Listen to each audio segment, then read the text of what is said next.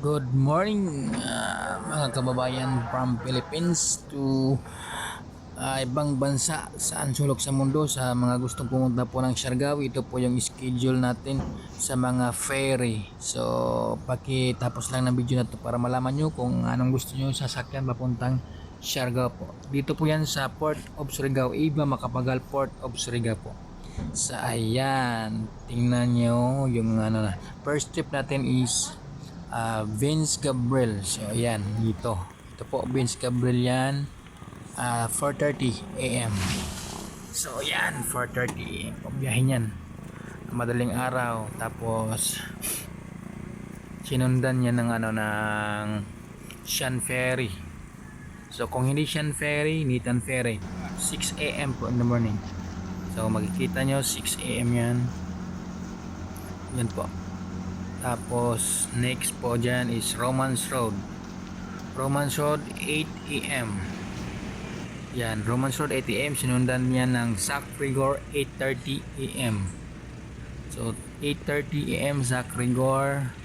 Pagkatapos niyan is Siargao Adventure 9:30 AM.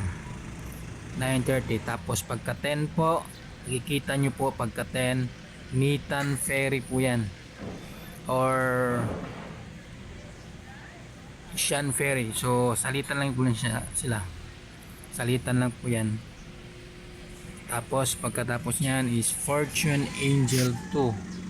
Yan po, Fortune Angel 2 sa 11:30 po ng maga. Pagkatapos nyan is Clear Edit. Wala po ang Clear Edit. Bali 12:30 PM po Clear Edit. Tapos last trip po sa Pascrap is Siargao Adventure muna 3 PM. Tapos last trip po is Shan Ferry or Nitan Ferry po.